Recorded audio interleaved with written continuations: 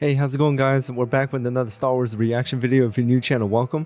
This one is called Every Single Elite Imperial Stormtrooper Type slash Variant Explained by Red5. So shout out and credit goes out to Red5 as always for creating amazing videos about Star Wars that explains like any information about it or anything. You have like any questions. So far we watched videos that talk about clone troopers, clone trooper commanders, types of clones, Jedis that survive Order 66, and many other videos. He has done many videos, so make sure to go check out his channel for amazing content. Now, every single elite Imperial Stormtrooper type. Now, the biggest thing about Stormtroopers that anyone can see is their accuracy.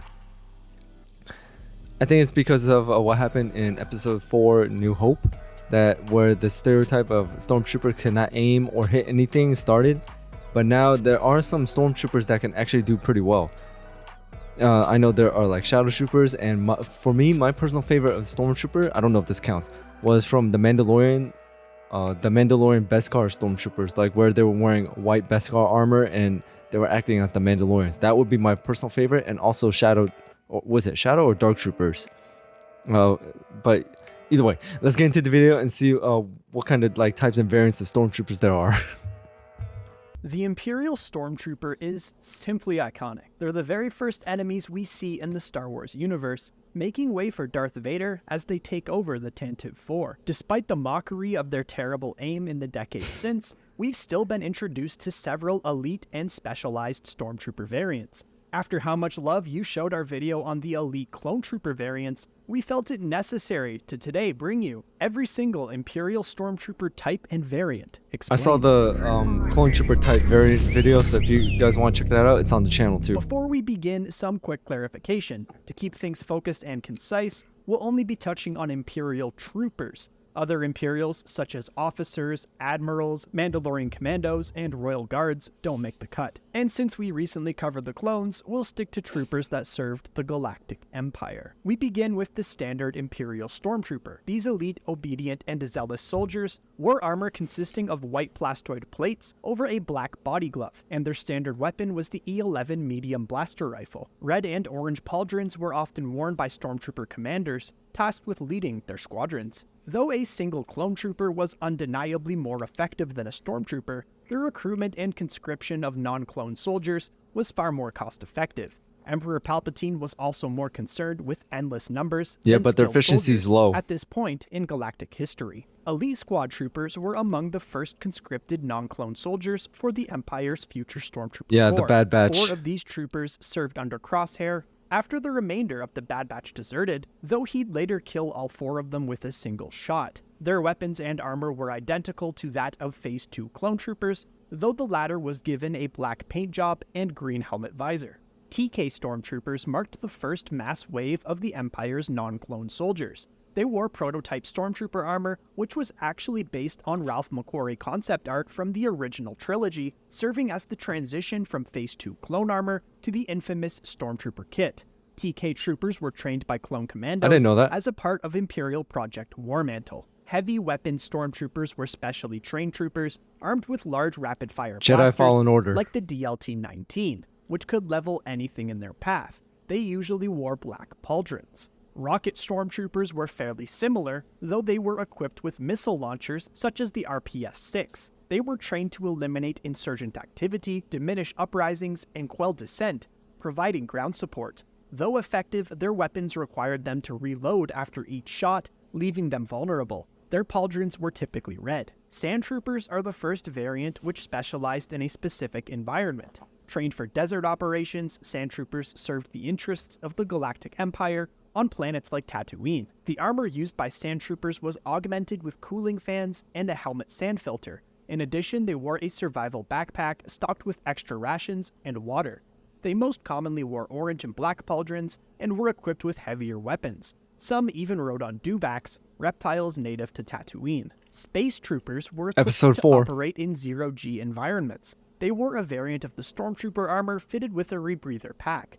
These Stormtrooper variants were known to be present aboard Thrawn's flagship, the Chimera, and patrolled the outside of the Death Star. Scout And as troopers always, were used Episode on a 4. range of missions which mostly involved reconnaissance. In particular, scout troopers often rode speeder bikes or served as snipers.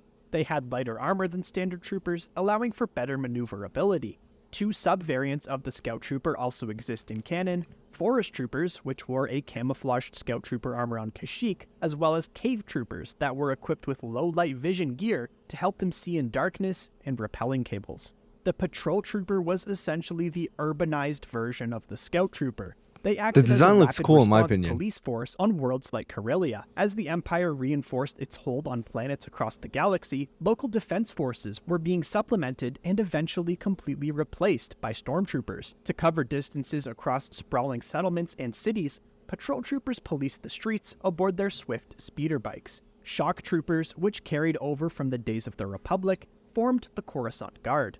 Noted for their distinctive red and white armor, they supplemented the Senate Guard as bodyguards for senators, Emperor Palpatine, and other officials. They So also basically a security and specialized in police guarding force. prisons, maintaining civil order as anti-riot police officers, and escorting diplomats for off-world assignments. Flame troopers were equipped with incendiary weapons. They were deployed to Kashyyyk Jedi and Fallen defended Order. Imperial facilities against native fauna. Their armor was similar to snow troopers and clone flame troopers. Incinerator troopers fulfilled the same role by the time of Moff Gideon's Imperial Remnant. The troopers received intense fire combat training and wore armor closer to that of a shock trooper, though it also had a special coating applied to protect against the heat of their weapons. The difference between flame troopers and incinerator troopers is unknown, though many theorize flame troopers were more suited to clearing flora and fauna, while incinerators were meant for live combat. Jump troopers were equipped with jetpacks that granted them temporary flight. They could also carry burst shields and rocket launchers. Jump troopers had specialized helmets with breathing tubes and orange shoulder pads. Artillery stormtroopers specialized in indirect fire weapons such as mortars while in the battlefield. They launched explosives of different types to fall at precisely calculated coordinates from cover. Their armor was similar to the incinerator troopers with yellow markings instead of red.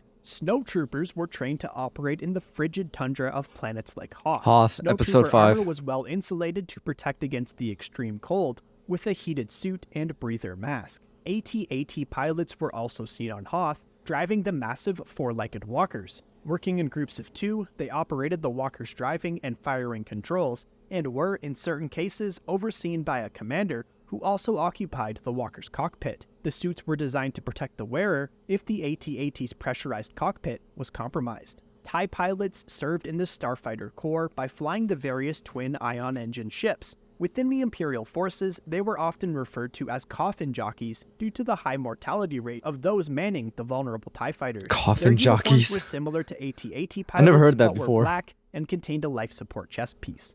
Special Forces troopers wore almost identical armor to TIE pilots. They were highly trained soldiers who specialized in infiltration, extraction, and combat in various types of environments. Oh yeah, I think this is and served Battlefront within 2. the Imperial Special Forces. One such unit was Inferno Squad under the lead of Iden Versio. Range troopers were some of the toughest in the Imperial military and viewed other forces as soft amateurs. Seen on Vandor in Solo: A Star Wars Story, range troopers wore heavy armor with fur and were equipped with magnetic boots, which allowed them sure footing atop fast-moving vehicles. Shore troopers were trained and equipped for combat in tropical coastal environments Rogue such One. as Scarif, Morak, and Niamos. Shore troopers operated under the command of sergeants, leading squads of standard stormtroopers. The position they served in was temporary and subject to change along with their rank. Their unique sand-colored armor featured various colored stripes which indicated I still haven't a watched shore Andor trooper's yet. rank. Although their armor had more capabilities than standard stormtrooper armor, it proved to be no stronger. Sea troopers were used to maintain a presence on the many aquatic worlds under the Empire's rule, such as Mon Cala. The Sea Trooper's armor was pressure sealed and included a rebreather that allowed a user to stay underwater for extended periods of time. It also featured a black-mounted propulsion unit, propulsion boots, and flippers. The Sea Troopers carried a blaster rifle spear gun hybrid as a standard weapon. Swamp Troopers or Mud Troopers were a lesser Solo. infantry unit that technically existed outside of the Stormtrooper Corps. Imperial naval cadets deemed to be insubordinate, such as a young Han Solo, were often reassigned to infantry duty as Swamp Troopers. Due to often hazardous nature of the various worlds the Empire found itself subjugating, Swamp Troopers wore goggles for eye protection and oxygen masks to filter out potentially deadly substances, although many Swamp Troopers did not always wear their masks during battle. Wet weather gear Stormtroopers fought alongside the Swamp Troopers on Mimban. Compared to standard Stormtrooper armor, theirs had additional space between plates at the shoulders, hips, and knees, allowing for a greater range of movement. They also wore waterproof capes. Dark Troopers were experimental combat droids that were at one point bodysuits worn by human pilots. Dark Troopers were first introduced in the Star Wars Legends continuity in the video game Star Wars Dark Forces, which is actually getting a remaster pretty soon. As such, their Legends history is far more complicated with phases 0 through 3 of Dark Troopers. We made a separate video all about the evolution of the Dark Trooper that we'll link in the description or end screen of this video. Purge Troopers were utilized by the Inquisitorius as special forces and expendable death squads.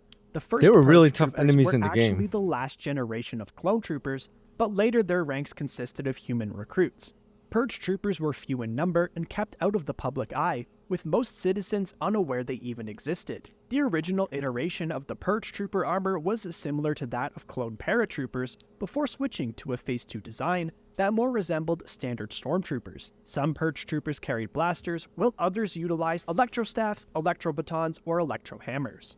Death Troopers specialized in stealth, espionage, and lethality. They acted as a protective detail for significant Imperial officers, as well as special assignment commandos. They wore black suits of body armor and specialized helmets with vocal scramblers, micro-motion sensors, and heads-up displays with data on enemy and friendly positions on the battlefield. Death Troopers were trained in unarmed combat, heavy weapons, demolitions, improvised weaponry, guerrilla warfare, and marksmanship. Experts at covering their tracks, Death Troopers left little to no evidence of their missions. Shadow Troopers also wore distinguishing black suits of experimental armor, although much closer to that of a standard Stormtrooper, however bolstered with a portable cloaking device, rendering them almost completely invisible and highly suited for stealth missions. That could be very dangerous, yeah. Soldiers overwhelmed their enemies by attacking in hordes, using a range of blaster rifles as well as flash grenades and sometimes jetpacks. Lava Troopers were stationed at Fortress Vader on Mustafar. They were equipped with some sort of breathing apparatus to filter out volcanic I've never gas seen these and before. gases. Magma Troopers were incredibly similar to Lava Troopers, though their armor was white and had extra plating to withstand extremely high temperatures, incorporating extra armor on the legs. Like I know the them a Lava little Troopers, bit, but they were stationed Lava on Troopers I Mustafar, never heard of. but also fought on other volcanic worlds like Sullust. Scar Troopers, or Special Commando Is he holding a Advanced Recon lightsaber? Troopers, were afforded an unusual degree of autonomy and were deployed in small squads led by a sergeant. One such unit was Task Force 99, which consisted of a squad of Scar Troopers led by the lightsaber-wielding Sergeant Creel. Each member of a unit specialized in different tactics. These guys were basically the Empire's Bad Batch in the still canon 2015 comics. Tank Troopers, AT-ACT pilots, and Juggernaut pilots can all pretty much be grouped together. Their armor was all fairly similar to Mud Troopers and Shore Troopers, with their own unique helmets and color schemes. These troopers were all specially trained to operate their corresponding vehicles. These troopers were also used as light infantry, trained for recon, and skirmishes. Imperial combat drivers served basically the same purpose. Standard I think he was combat from drivers Rebels. were trained to handle everything in the Imperial ground arsenal. Their armor was much closer to that of Imperial cadets. Riot Control Stormtroopers acted as a security force tasked with the dispersion and arrest of insurgents taking part in disruptive activities. They used electrobatons and riot shields, wearing either Stormtrooper or Scout Trooper armor, depending on their deployment. Stormtrooper Grenadiers were equipped with grenade launchers. They wore a red pauldron and a black bandolier across their chest. Finally, we must give a special nod to two other lesser troopers considered canon. First, the Crimson Trooper, which is said to be similar to Magma Troopers, though their only appearance to date has been in action figure form. Finally, the Storm Commandos, Special Forces Scout Troopers who appeared in a mobile game. But which Stormtrooper class covered in today's video is your favorite? Which Army's classes should we cover next? Mandalorians? Battle droids? Let us know what you think down in the comments. Already seen all of them. Come join us to chat more at our community Discord server. Alright, so there you guys have it. So that was every single elite Imperial Stormtrooper type / variant. So the one that really stood out to me was the one wielding a lightsaber. I didn't know there was a Stormtrooper wielding a lightsaber. Wow, that was really cool. Now for my favorite one, I would go with I don't know. I mean, some of them are, I would probably go with the Death Troopers because their armor looks the most. Actually, no, not Death Trooper. I'm gonna go with the Purge Troopers because when I played Jedi Fallen Order and Survivor, they were the toughest enemies to battle. Like some of them got me, and their tactics and their strategies were amazing, and they were able to rival against a Force wielder like Jedi's. So, in my opinion, I say Purge Trooper would be my favorite. But what are your guys' favorite? Put it down in the comments below. And this was another great video. So again, shout out to Red5 for doing an amazing job. And I got more videos from him, so keep an eye out for those. So thank you for watching, guys. I really do appreciate it. Hit that notification bell so you know when I drop another video. And thank you so much for your guys' support. I really do appreciate it. And until then, I'll see you guys next time.